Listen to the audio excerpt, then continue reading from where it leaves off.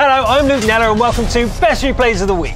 In this episode we have a T-54 platoon on a rampage, a WZ-1115A pulling the weight of a whole team, and a T-54 lightweight wishing for an ammo drop.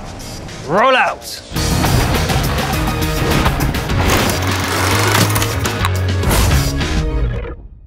Our first replay comes from Cat Irons from the SEA region. This little T-25 pilot is heavily outgunned in this matchup, but with good gun depression, even the smallest of tanks can have a big impact. 10 degrees gun depression should be enough for a standard battle in Westfield though. The northern ridges will be the perfect place to get stuck in. Amazing aim, Cat Irons, constantly hitting this MO2's tiny cupola and chipping away at its HP. Well, the battle's not going too badly over here until a penning HE shell from the IS-3 takes away a third of our hero's hit points. Ugh. This Foch B seems keen to simply stare at the ridgeline. Fine, you do that, and I'll take the damage. Since the Foch is AFK, let's farm it for ouch, okay? Not AFK. Whilst licking their wounds, Cat Irons notice a Tiger II in the middle of the town. And this 30B. Oh, really? Another TD? How many TDs are there anyway? 5? Great. Well, that's the last of our hit points gone, so no more risky peeks from now on. After this revenge shot. Now, if you've ever wanted to know how to abuse a hill, pay attention to this. The battle situation doesn't look too bad. Cat Irons' team is a tank up, but the capture has started, so it's time to perform a cleanup at the base. Just like fish in a barrel.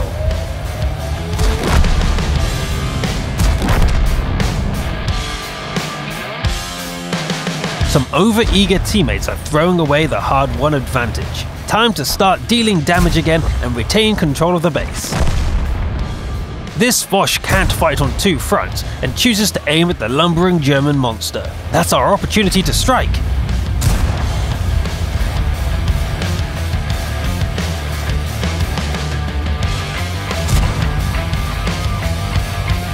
Now it's a 1 versus 1 as the last of the attackers assaulting the base have been slain. Time to start looking for this WZ. Never mind. Nice, the WZ wasn't even in position behind the building yet. All control is given to the defender if you cap from a known location. Perfect reset. Some hasty shots missed their mark, but eventually the gun executes its purpose. A masterful display of baiting and damage dealing, netting our hero almost 7,000 damage in a tier 10 matchup, and a very commendable base XP to boot. Staying on the SEA region, we are now joined by a platoon of T-54s on Erlenberg. Named veterans, let's see what their experience can show us. Heading east is unwise from this spawn, so our platoon heads west to try and secure it as rapidly as possible. This RU is spotted, but the shots fail to connect. Never mind, he won't last long there. Super heavies trundling over the field find themselves totally exposed. Let's teach them how the map works by quickly cutting them down.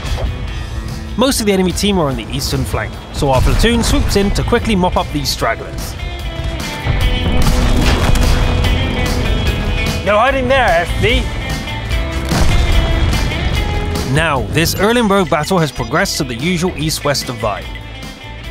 The enemy has tried to make a break in the north, however, so the first objective is shut that down first.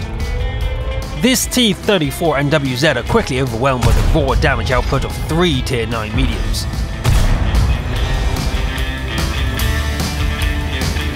Time to proceed into the enemy lines. Wise decision to leave the lowest HP back to support.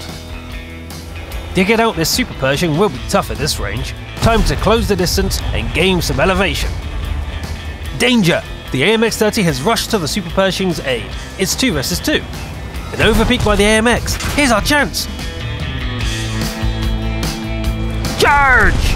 Oh no! Another contender joins the fray. No time to panic. Quick! Focus fire! Great teamwork allows the combined might of the T-54s to crush the enemies one by one. In the meantime, the T-54 left in support has been resisting an assault upon the base. but needs help, and soon. It looks like reinforcements are just on time. More focus fire on the T-44-100 drops him from full HP, and the T-26E5 soon follows. Now, everyone is severely damaged, and that Batchat is able to one-shot the whole platoon. This should be done with precision, as not to throw away the game. Will the Batchat be able to do this? Oh, well, that was a questionable route of retreat. I guess the end was an easier fight than expected, but the battle before was hard won. A monstrous carry with 14 combined kills shows that this platoon lives up to their names of Veteran Oho, Tiger 205 and 222. Great teamwork, guys, worthy of our brother-in-arms award. We travel now to fjords on the EU region. Liana is driving the recently added WZ-1115A. This Chinese powerhouse is a jack of all trades, which is perfect for those players who like to carry against the odds. The North Pass is a good place to put this powerful gun to work, methinks. This T-54 lightweight is being troublesome, but no retaliation is possible. Yet. Not so fast. With the T-54 light abandoning the crossfire, there is nothing to stop Liana from farming their way through these lovely hit points. A nice 2 kills accompanied by decent damage is not a bad start to this match, but there's more work to be done elsewhere on the map. That bush won't hide you from this close, T-30. The enemies here are not so easy to pick off. A better shooting location is required. Hey, that's the T-54 light from earlier.